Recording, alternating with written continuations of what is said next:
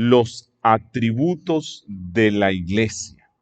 Una cosa son las marcas de la iglesia, que de una forma especial se refieren a lo que identifica a la iglesia local. Pero cuando se dice de los atributos de la iglesia, a lo que nos estamos refiriendo es a aquello que caracteriza a la iglesia universal de Cristo. Hay un aspecto en el cual uno habla de la iglesia universal de Cristo y hay otro en el cual uno habla de la iglesia local. No que sean dos iglesias, no que sean dos, sino que la local es la expresión de la iglesia universal. Pero la iglesia universal tiene unas particularidades que no necesariamente las tiene la iglesia local, aunque la local debe ser un reflejo de la iglesia en su sentido universal. Hay algunas cosas que no necesariamente tiene la local. Por ejemplo, la Iglesia Universal de Cristo permanecerá hasta el fin del mundo, porque Cristo dijo eso en Mateo 16. Las puertas del Hades no prevalecerán contra ella, y Cristo en Mateo 28 dijo que Él estaba con los suyos hasta el fin del mundo. La Iglesia en su sentido universal no desaparecerá nunca, como ya lo hemos dicho. Pero eso no es una marca necesariamente de la iglesia local. Hoy día no tenemos la iglesia local de Jerusalén.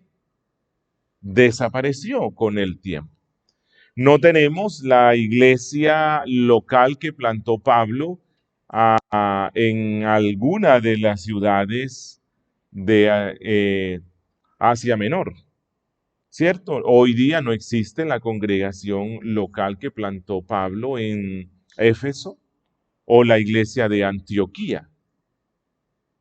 Así que las iglesias locales pueden desaparecer con el tiempo, pero la iglesia universal no. Así que vamos a empezar viendo los atributos de la iglesia católica, y cuando digo católica, estamos refiriéndonos a la Iglesia Universal de Cristo. Y luego vamos a estar viendo las señales que identifican a la Iglesia local de Cristo. Bien, así que ya hemos entendido la distinción que hay entre universalidad y localidad, ¿cierto? En la Biblia se nos habla de... Gracias, hermano.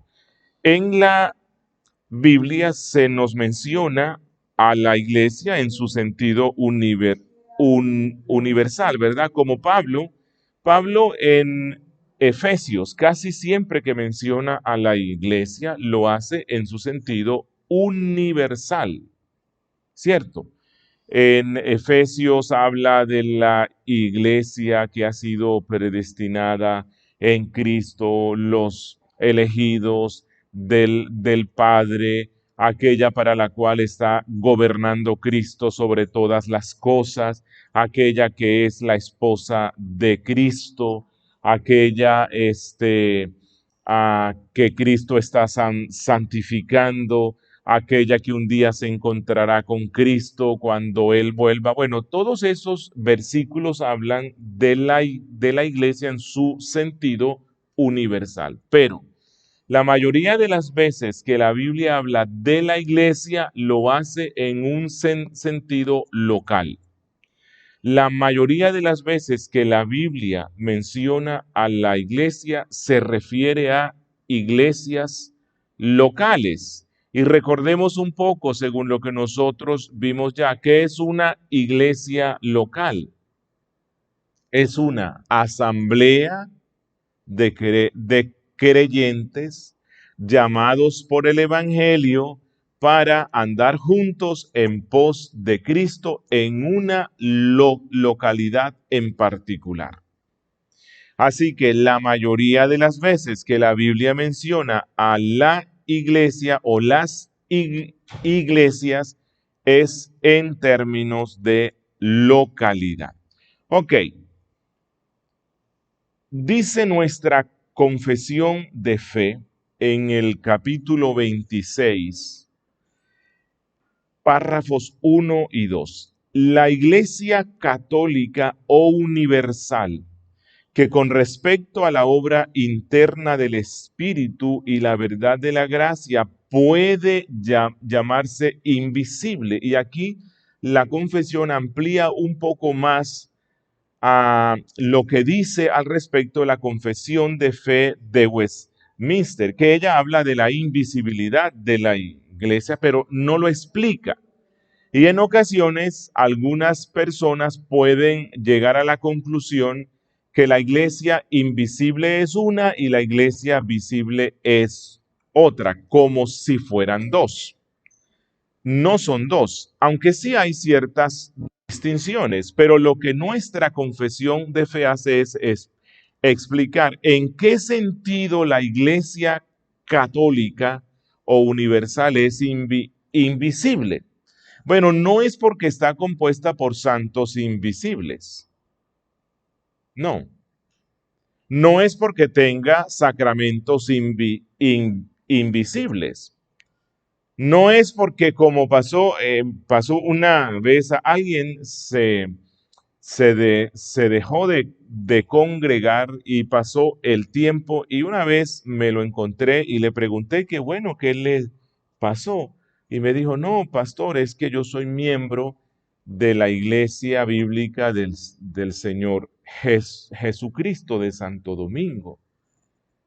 Pues lo más normal y le pregunté, vea, yo no sabía, ya te trasladaste para Dominicana y me dijo, no, no, no, no, yo asisto virtualmente, me congrego virtualmente. Le pregunté, bueno, o sea que si yo me comunico con el pastor Sugel y le pregunto sobre ti, él me va a dar información y me explicará quién eres tú, cómo está tu proceso y todo. Me dijo, no, no, no, no, no, porque es virtual. Hace algún tiempo vi en internet algo que me pareció lo más absurdo y contradictorio. Iglesia Bautista Reformada virtual. O sea, eso es una contradicción plena con nuestra fe. Eso es imposible. La iglesia está compuesta por santos visibles y la invisibilidad de la que mencionan las confesiones de fe respecto a la iglesia católica se refiere a que, bueno, la regeneración por sí misma, per se, la regeneración es algo invisible, es algo que se da dentro, es algo que efectúa el Espíritu Santo, quien es invisible en el alma de la persona, es algo interno. Y que nosotros no tenemos la capacidad de determinar con certeza la regeneración de otra persona. Yo puedo estar convencido si soy regenerado o no. Y yo espero y confío en Dios que los miembros de la congregación donde soy pastor, que han hecho una confesión de fe en Cristo pública, sean regenerados. Pero en últimas, la regeneración la conoce Dios y la persona misma. En ese sentido se habla de la invisibilidad, pero no en el sentido de que haya santos invisibles o santos virtuales. Aquellos que se congregan en la iglesia, bueno, que se congregan, pues eso es una contradicción, pero aquellos que se congregan virtualmente, me da la impresión que virtualmente estarán en el nuevo cielo y en la nueva tierra. y físicamente van a estar en otro sitio. No han entendido lo que es la salvación. Que ésta se compone del número completo de los elegidos que han sido o serán reunidos en uno bajo Cristo su cabeza, y es la esposa, el cuerpo, la plenitud de aquel que llena todo en todos. Así que la Iglesia católica o universal está compuesta únicamente por los electos del Padre. Allí no hay nadie que no haya sido elegido. Y únicamente forman parte de esa iglesia los que han hecho una profesión real de fe en Cristo y perseveran hasta el fin. Es lo que dice el párrafo 2. Todas las personas en todo el mundo que profesan la fe del Evangelio y obediencia a Dios, porque las dos cosas van juntas. Recuerden, creemos en la doctrina de la sola fe, pero la fe no viene sola. Somos salvos solo por gracia, por medio de la sola fe en Cristo. Pero la sola fe en Cristo no viene sola. La fe viene acompañada de obediencia, y eso es lo que nos dice Santiago, ¿verdad? Que si alguien dice, tengo fe y soy salvo, pero no hay obras de conversión, el tal se engaña a sí mismo. Por esa razón, Pablo muchas veces nos manda a examinarnos si estamos en la fe. Que no destruyen su propia profesión mediante errores fundamentales o conductas impías son y pueden ser llamados, oigan, santos visibles. La Iglesia Católica de Cristo está compuesta entonces por santos visibles. Ok. Les deseo mostrar aquí en este cuadro la distinción que se puede hacer entre la invisibilidad y la visibilidad de la iglesia. Alguien dijo, la iglesia en su sentido invisible es la iglesia como Dios la ve. Y la iglesia en su sentido visible es la iglesia como el hombre la está viendo. Así que yo como pastor estoy viendo en la congregación donde soy pastor, estoy viendo a 450 miembros, 450 creyentes. ¿Pero es eso lo que está viendo Dios? Posiblemente no. Desearíamos que el 100% de los miembros de la iglesia realmente sean miembros de la iglesia de Cristo. Es posible ser miembro de una iglesia local bíblica y no ser miembro de la iglesia de Cristo. Es posible haber sido bautizado en la iglesia local y no haber sido bautizado por el Espíritu Santo al cuerpo de Cristo. Entonces, esa es una distinción que hay entre la visibilidad e invisibilidad. Si ven allí el rectángulo verdecito, ¿verdad? Allí ese representa a la Iglesia Universal de Cristo, y cada uno de los círculos azules representan a cada una de las congregaciones locales bíblicas. Si ustedes ven, entonces, la parte que representa a la Iglesia Universal de Cristo no abarca todo el círculo de la iglesia local. Esa es una de las distinciones que hay entre la universalidad y la localidad. Muchos entonces que se creen salvos porque son miembros de congregaciones bíblicas, pero no hay frutos de conversión, no hay obediencia al evangelio, no hay obediencia a la fe, al final se van a llevar la triste sorpresa de que ellos no forman parte de la iglesia de Cristo. Se engañan a sí mismos. Bien, quiera Dios que todos los que nos encontramos aquí nos examinemos para ver si estamos en la fe, que no nos estemos engañando a nosotros mismos. Alguien de corriente arminiana, pero que cree en que la salvación no se pierde, me decía, pero es que eso hace que el cristiano viva con miedo, viva con dudas. Bueno, no creo que el cristiano al entender esto viva con dudas, pero más bien esto lo que lleva es a examinarse, porque es que uno puede,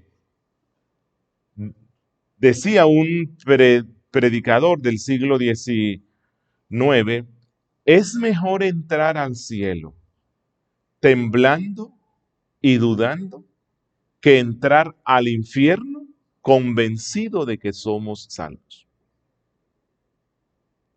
Porque puede haber una fe presuntuosa, puede haber una vana presunción de creer que somos salvos cuando en realidad no lo somos. Así que es necesario examinarnos constantemente. Y si tiene dudas, examínese y no tenga una falsa seguridad. Ok, esa es una distinción. Así que voy a repetirles aquí, no se trata de dos iglesias, una visible o invisible, sino dos aspectos de la misma y única. La invisibilidad se necesita por la naturaleza de la salvación, que ella es una obra interna que el Espíritu Santo hace, que puede, bueno, que se muestra necesariamente por los frutos, pero los frutos también pueden ser falsificados. Judas, ¿lo recuerdan? Judas estaba convencido que él formaba parte de la iglesia de Cristo. Tenía toda la sintomatología externa de formar parte de los redimidos. Incluso, bueno, uno lo llamó Cristo, no lo llamó cualquier persona, Cristo mismo lo llamó. Era pastor de la iglesia universal. Recuerden que los apóstoles son los únicos pastores universales. Una vez Cristo les dio la misión y autoridad para reprender espíritus, sanar enfermos, resucitar muertos, y los mandó, y ellos fueron, y Judas formó parte de los 12 que vinieron contentos diciéndole, Señor, en tu nombre los espíritus se sujetaban, y Cristo, conociendo la condición espiritual de Judas, entonces dice, no os alegréis de que los espíritus se os sujeten. Alégrense de una cosa, de que vuestros nombres estén escritos en el reino de los cielos. Y que falsificó los frutos de la conversión es tan cierto que cuando Cristo en la cena final dice, el que mete conmigo su mano en el plato me entregará. Y supongo que en ese instante Judas estaba allí metiéndola y bueno, la sacaría rápido, ¿no? Como para que no. Oiga, y al final todos empiezan a preguntarse, ¿seré yo? Porque ninguno de ellos iba a pensar nunca que el piadoso Judas, que estaba preocupado por los pobres, y recuerdan, cuando Cristo es bendecido con la unción del perfume, Judas es el único que protestó y dijo, no, no estoy de acuerdo. Esa plata invertida en ese perfume se debió invertir en los pobres. Oiga, todos pensaron, este hombre sí es un santo de Dios, no como nosotros, ni nos importaron los pobres. Judas sí, pero era un falso creyente. ¿Recuerdan lo que hizo Pablo? Pablo, siendo un apóstol, recomendó efusivamente a Demas. Lo recomendó como un gran discípulo y servidor de la iglesia. ¿Y qué pasó después? Pablo mismo tiene que escribir y él dice con tristeza, Demas me abandonó amando más al mundo. ¿Sí? Hay que examinarnos. La invisibilidad es necesaria por la naturaleza de la iglesia que se fundamenta en la fe, que es algo invisible por la incalculabilidad. ¿Cómo sabe uno? O sea, uno puede hacer un censo y decir, en Barranquilla hay 51.235 salvos. ¿Quién puede hacer? Nadie tiene un electroscopio. Y uno ve y dice, uy, sí, este sí tiene, este es elegido. O un regeneroscopio. No, no tenemos eso. Ok, voy a ir avanzando porque el tiempo es raudo. Bien, ya hemos visto que un atributo de la iglesia es su invisibilidad, pero les quiero mencionar 4 más, que los encontramos especialmente en el credo niceno. El credo, vea, Julio nos vino fue a romanizar. No, eso nada tiene que ver con Roma.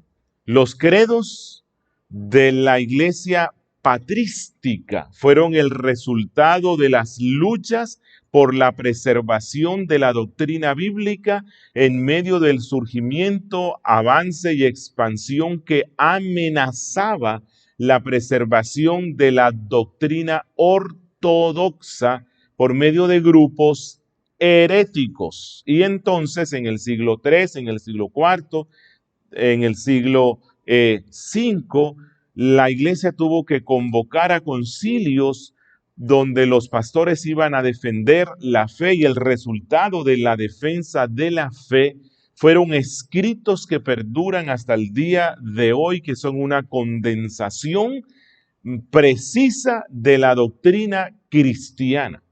El credo niceno es uno de esos resúmenes de la fe cristiana fundamental, que el que no crea eso no puede ser considerado cristiano bíblico.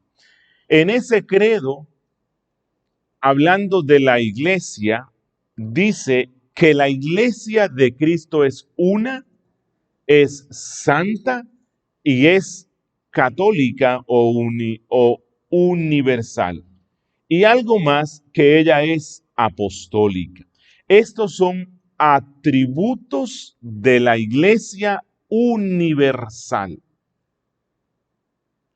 Esto nadie tiene que trabajar o luchar para que sea así. No, esto es algo que Cristo mismo se lo ha dado y siempre va a hacer. Y aquellas que no, aquellas congregaciones locales que no entren en esta estructura, entonces no puede ser considerada como parte de la iglesia universal.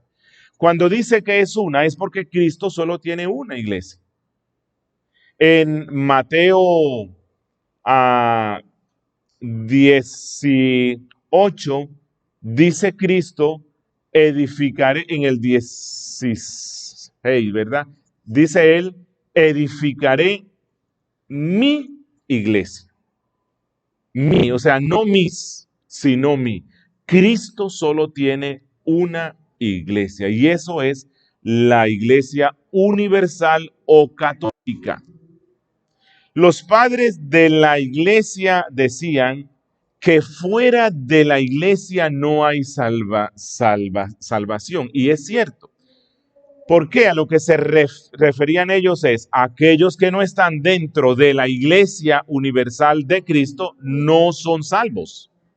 Todos los que son salvos están dentro de la iglesia universal de Cristo y ella es una. Y Pablo en Efesios 4, explicando la unidad de la iglesia, dice que ella es una porque uno es su Padre, uno es su Señor, uno es el Espíritu que está en la iglesia, uno es su bautismo, una es su fe, es decir, una es su doctrina. Así que la iglesia de Cristo es una. Nosotros, los que nos identificamos con la Confesión de Londres, creemos en la independencia o autonomía de cada una de las congregaciones locales, pero no rechazamos la universalidad de la Iglesia de Cristo, es decir, no somos landmarquistas, que es una doctrina, no me acuerdo cuándo fue que empezó, pero ya en el siglo XIX se puede encontrar. Es una doctrina que caracterizó a algunos grupos bautistas, negaban la universalidad de la iglesia de Cristo. Así que lo importante es la congregación local en la que estoy y el resto como que no me interesa. O sea, no esto sea así. Creemos que aunque las iglesias locales son independientes, Cristo tiene su iglesia esparcida en todo el mundo por medio de diferentes denominaciones. Denominaciones que en algunos aspectos no coinciden con los nuestros, pero que tienen los elementos básicos de la fe cristiana. Y aquellos que creen en Cristo dentro de estas congregaciones forman parte junto con nosotros de la única iglesia de Cristo. Él solo tiene una. Ese es otro atributo que caracteriza a la iglesia universal de Cristo. Todos sus miembros son santos. No hay un solo miembro de la iglesia universal de Cristo que no sea santo. Ha sido santificado por el Espíritu y está siendo santificado por el Espíritu constantemente. Pero no hay un solo miembro de la Iglesia Universal de Cristo en el cual no haya sido sembrada la semilla de la santidad. En la iglesia local puede que haya muchos donde no esté, pero ellos no son miembros de la una y santa iglesia de Cristo. Y ella es universal. Y esa es una distinción que tiene con la iglesia local. La iglesia local no es universal. No es como hoy día hacen muchas iglesias que luego de el encerramiento al cual nos condujeron por el COVID y empezamos a usar las tecnologías de la comunicación, algunas congregaciones quedaron transmitiendo el culto desde principio hasta fin, incluyendo la cena, y hoy día ya tiene miembros y contribuyentes de todo el mundo. Iglesias locales universales. Eso no existe. La única iglesia que es universal o católica es la iglesia en su sentido invisible. O sea, no la local, no. Bien, no digo que está mal que se transmita el servicio. Uno puede transmitirlo. Hay miembros de la congregación que por enfermedad o por otro asunto no pueden congregarse y ellos quieren ver algo, ¿verdad? Algo que hemos hecho allá es que ya no se transmite ni la cena ni la recolección de las ofrendas ni estas cosas, porque eso es esencial de la intimidad de la congregación local, y lo dejamos de hacer porque nos dimos cuenta que algunos estaban pretendiendo participar de la cena desde su casa. Y efectivamente, se dejó de transmitir la parte de la recolección de las ofrendas y la cena y nos empezaron a escribir gente molesta. Y me sorprendió una que nos escribe y dice, es que ya siento que no me congrego. Es que no se congregaba nunca. Sí. Bueno, entonces hay que tener cierta precaución, ¿verdad? No existen iglesias locales universales. No, no, no. Iglesias locales que forman parte de la iglesia universal de Cristo. Pero la universalidad se refiere a la una y santa iglesia que tiene Cristo. Está esparcida en todo el mundo y reconocemos a todos los que profesan fe real y sincera en Cristo como hermanos en la fe, aunque tengamos diferencias en algunos asuntos no fundamentales. Y otro atributo de la iglesia en su sentido universal es que es apostólica e imperecedera. ¿Qué significa esto de ser apostólica? ¿Qué significa esto de ser apostólica? Esto es lo que quiero explicarles en los 15 minutos que nos faltan de esta primera presentación. ¿Qué es esto de ser apostólica? La verdadera iglesia de Cristo es apostólica y las iglesias locales deben ser apostólicas. Pero, ¿qué significa esto? Bueno, para Roma significa que la iglesia tiene apóstoles que fueron ordenados por apóstoles, que fueron ordenados por apóstoles, que fueron ordenados por los 12. Lo que ellos llaman obispos. Entonces ellos dicen, nosotros somos la única iglesia apostólica porque nuestros obispos pueden trazar una sucesión de ordenaciones que se remontan hasta los apóstoles. Y eso es lo que significa para el romanismo ser apostólicos. Para las iglesias neocarismáticas, ser apostólicos significa que hoy día su pastor, si tiene la capacidad de hacer supuestos milagros y la congregación le crece de 100 personas a 1000 o a 2000 y tiene acceso a canales de televisión y emisoras de radio y tiene la capacidad de hacer conciertos de música secular cristiana, entonces puede ser considerado un apóstol. Y entonces ellos son apostólicos. ¿Es eso entonces a lo que se refiere la Biblia con la apostolicidad? No es eso. Y se los voy a explicar de una forma breve. Si me acompañan, por favor, a Mateo capítulo 16, versículo 18. Miren lo que pasa allí. Es Mateo 16, donde Cristo dice esto. Mateo 16, 18 dice.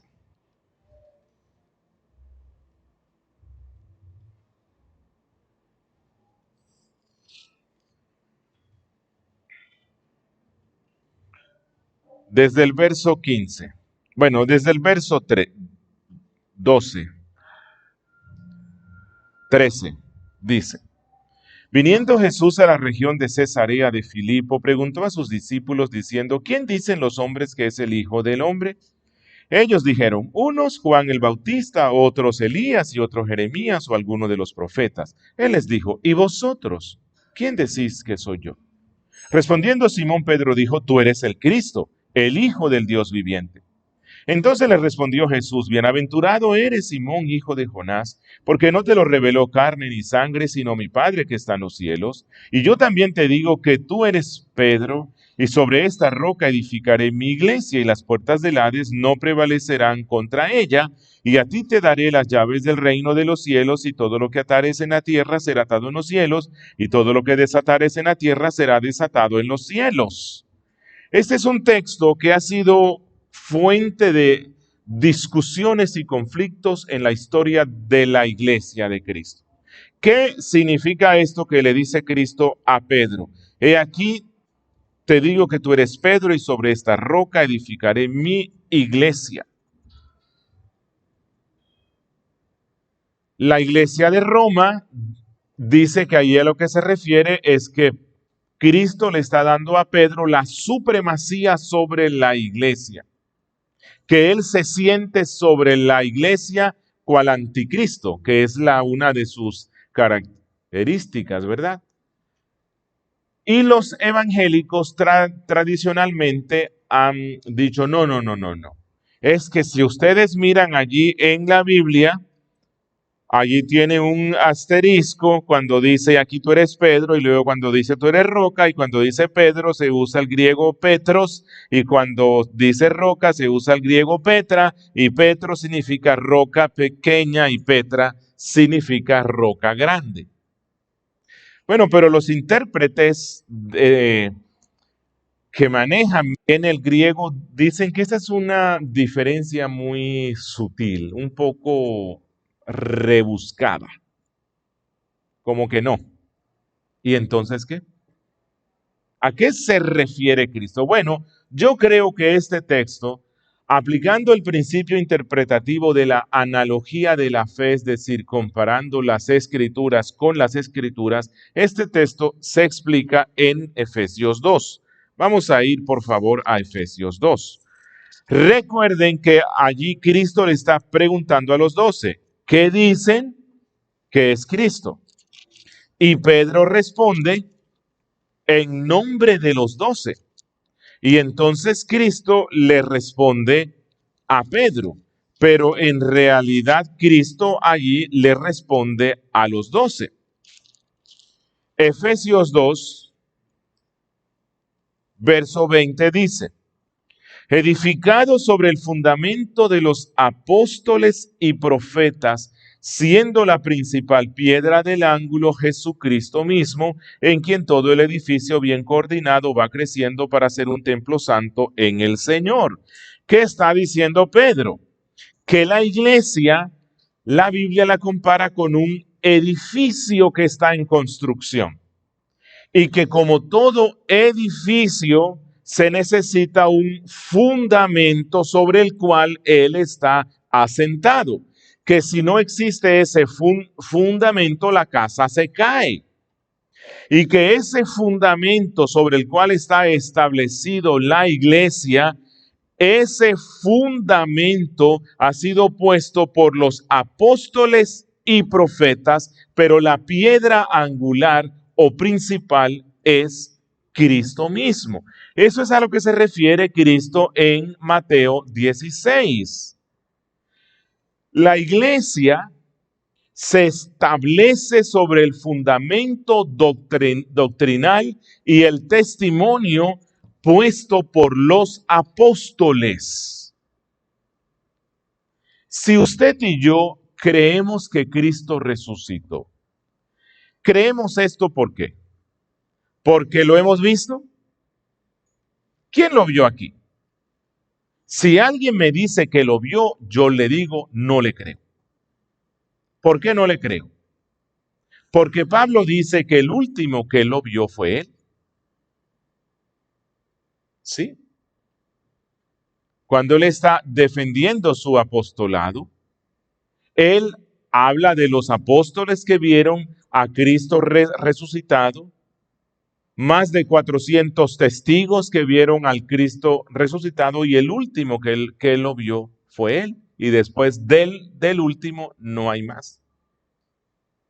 ¿Por qué creemos hoy que Cristo resucitó? Porque los apóstoles dieron testimonio de la resurrección de Cristo. Ellos nos han dado el testimonio de que vieron al Cristo resucitado y que Él se levantó de los muertos, y ellos confirmaron este testimonio por medio de las señales apostólicas, que al ser señales apostólicas solamente las hicieron los 12 y sus círculos de amigos en el siglo I, y que una vez murieron ellos, no se necesitaron más porque quedó registrado en las Sagradas Escrituras el testimonio apostólico y profético. Si creemos la doctrina cristiana, la creemos porque los apóstoles y los profetas la enseñaron. Es decir, el ministerio apostólico es un ministerio fundacional. El ministerio profético es fundacional. Ellos ponen el fundamento. Miren lo que dice Primera a Corintios, el capítulo 3, versos 9 al 10. Dice: porque nosotros somos colaboradores de Dios y vosotros sois labranza de Dios, edificio de Dios, conforme a la gracia de Dios que me ha sido dada. Yo, como perito arquitecto, puse el fundamento. Esto fue lo que hicieron los apóstoles y profetas. Pregunto: cuando se va a construir un edificio, independientemente si es de 2 pisos o de 10 pisos, ¿cuántas veces se le pone el fundamento? Una sola vez. Una sola vez. Por lo tanto, si el oficio de los apóstoles y profetas era fundacional, poner el fundamento, ¿por cuánto tiempo se necesitaron? Mientras se ponía el fundamento. Y una vez que se puso, ya no se necesitaron más. Esa es la razón por la cual en la Biblia no encontramos apóstoles ordenando apóstoles. La única vez que se tuvo que nombrar uno fue el reemplazo de Judas, y se hizo porque el Salmo había profetizado y anunciado que otro ocuparía su lugar, porque Cristo tiene 12 apóstoles. Y ni siquiera los apóstoles fueron los que lo ordenaron, sino que convocaron a toda la congregación, la única que existía en ese tiempo, y oraron, y de alguna forma que no conocemos cómo era, por suertes, escogieron entre 2 que cumplieron con los requisitos para ser apóstoles. ¿Recuerdan cuáles son los requisitos para ser apóstoles? Hechos 1. Que haya andado con Cristo desde el bautismo de Juan hasta su ascensión. Es decir, que haya conocido la doctrina cristiana directamente de los labios de Cristo. Esa es la razón por la cual luego de la muerte de los 12 es imposible que haya existido otro apóstol, y muchísimo menos hoy. Porque incluso Pablo, defendiendo su apostolado, aunque él no forma parte de los 12, bueno, están unos que dicen que sí, que realmente cuando escogieron a Matías fue un apresuramiento de Pedro y de los 12, de los 11, y se apresuraron un poco y presionaron las cosas y nombraron al que no era, y en realidad Dios al que tenía era a Pablo, pero realmente no sé, yo no estoy de acuerdo con eso. Pablo no forma parte de los 12, pero Pablo, ¿por qué? Porque él tiene un apostolado que, aunque es parecido al de los 12 en autoridad, Pablo es un apóstol único porque él es apóstol a los gentiles. Él es nuestro apóstol. No que los 12 no lo sean, pero si hay un apóstol que uno diga que es nuestro, es Pablo. Esa es la razón por la cual en la literatura patrística, cuando se referían a Pablo, le llamaban el apóstol. Y ya. ¿Por qué? Porque él es nuestro apóstol. Bueno, pero no voy a entrar en este tema, sé que tiene sus complejidades. Pero cuando Pablo defiende su apostolado, una de las cosas que él dice es esta. Porque el evangelio yo no lo aprendí de hombre. Y él dice, cuando me convertí, él está defendiendo su apostolado en Gálatas, en Corintios. Y Pablo dice, porque cuando me convertí, yo no me fui para Jerusalén. Estuve varios años en Arabia y luego fui a Jerusalén. Y al único apóstol que vi fue a Pedro, ¿verdad? Y saludé a Jacobo, que no era apóstol, pero que era uno de los principales pastores de la congregación en Jerusalén. Y dice Pablo que el evangelio él lo aprendió de Cristo, directamente de Cristo. Cristo se le apareció muchas veces, incluso lo llevó al tercer cielo. Él vio al Cristo resucitado y entonces Pablo dice, acépteme que yo soy un apóstol. No formo parte de los 12, pero soy un apóstol. Nadie desde la muerte de Pablo cumple con esos requisitos. ¿Por qué? Porque la misión de los apóstoles es fundacional. Si hoy día hay apóstoles, es porque están poniendo el fundamento. Si hoy día hay profetas, es porque están poniendo el fundamento. Pero si están poniendo un fundamento es porque van a construir otro edificio, que ya no se llama la iglesia de Cristo. Porque Cristo dijo, edificaré mi iglesia. Y ella está edificándose desde el tiempo de los apóstoles y profetas. Bueno, ya hemos visto lo que no es ser apostólicos. Al regresar luego del descanso, vamos a estar viendo qué es ser apostólicos. Bien, vamos a descansar.